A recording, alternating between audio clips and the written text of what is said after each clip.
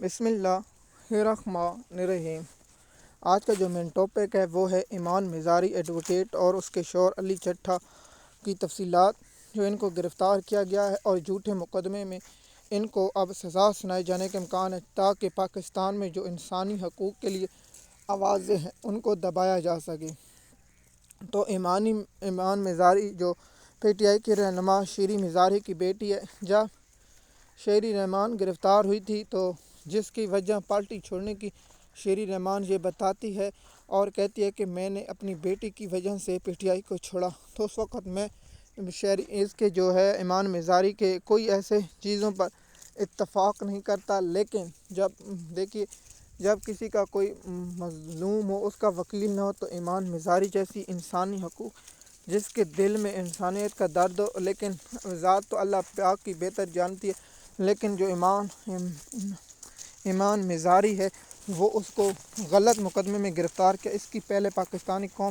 شدید الفاظ میں مذمت کرتی ہے اور فوری طور جو کنٹرول عدلیہ ہے وہ اس سے درخواست کرتے کہ فوری طور پر ایسے لوگوں کو تحفظ کرنے کے بجائے ان کو سزا دلائی جا رہی ہے۔ مجھے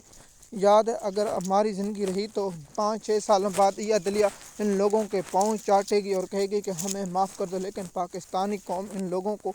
کبھی معاف نہیں کرے گی۔ جب وقت مشکل کھڑا ہوتا ہے تو پاکستان کی سپریم کورٹ، پاکستان کے جج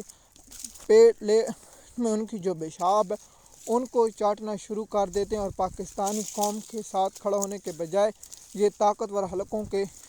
پیشاب کھانا شروع کر دیتے ہیں۔ تو ایمان مزاری کو گرفتار کیا گیا اور ایک جعلی مقدمے میں جس میں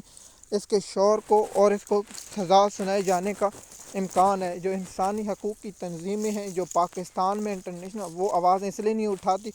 کیونکہ ان کے مفاد ہیں۔ اگر یہ عمران خان کے دور میں ہوتے تو پاکستان کی میڈیا ہزاروں کروڑوں اربوں کیس کر چکی ہوتی، تو اس لیے تو آپ کو نہیں ہوگا۔ تو میں بنا چاہوں گا مزید معلومات کے لیے آپ ہمارے چینل پر ہیں تاکہ آپ کو اس کی اپڈیٹ وقت پر ملتی رہے۔ شکریہ۔